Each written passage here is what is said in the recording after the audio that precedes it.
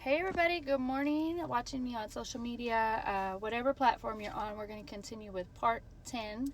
We're going to be talking about the moderately fearful avoidant attachment style and what it may look like. So here we go. A moderately fearful avoidant, also called disorganized attachment style, is characterized by a push-pull dynamic in which a person intensely craves emotional closeness, but they're also simultaneously terrified of it. So they oscillate between being very affectionate to being very cold or distant, often even without a clear trigger. The push pull intimacy, let's get into that.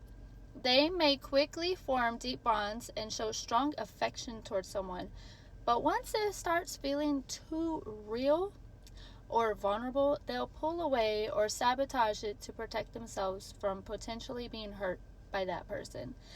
Yes, they will pull away to not be hurt by that person, but they hurt the person that they're with.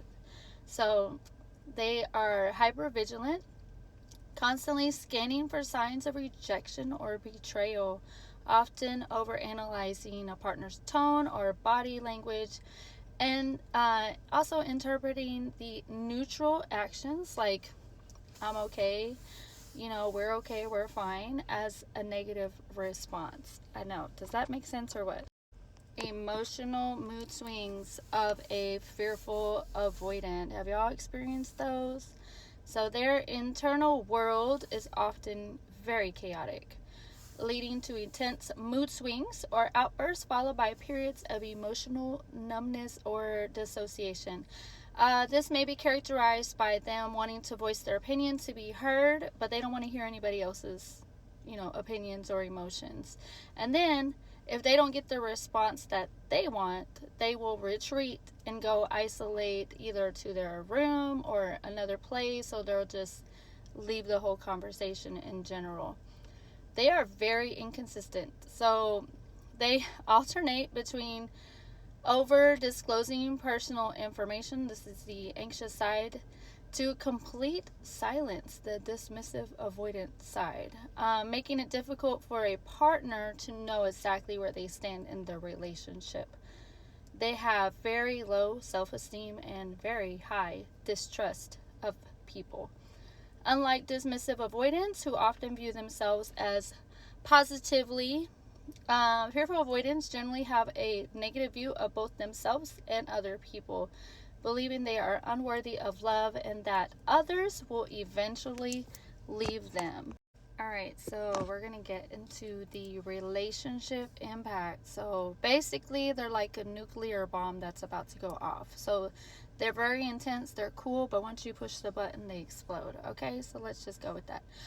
The on and off again cycle. So their cycle between longing and fear, their relationships are often unstable and marked with frequent breakups and reconciliations. So they are very intense with their love and affection, but they can also blow up at you at the same moment. So those people that are addicted to chaos probably have a partner like this.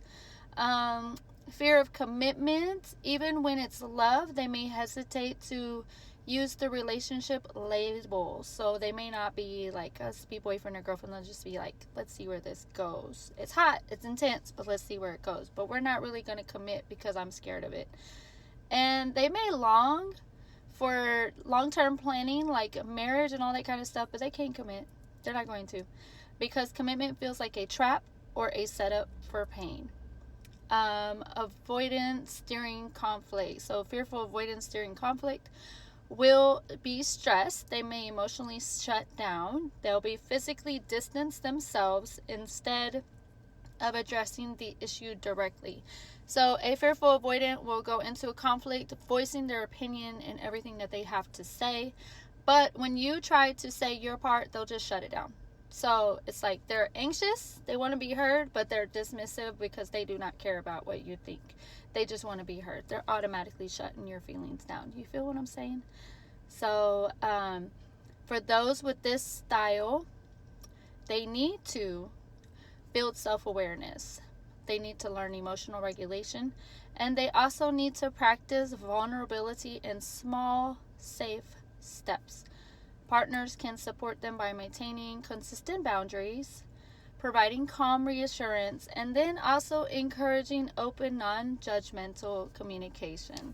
I hope this helps. Part 11 is coming soon.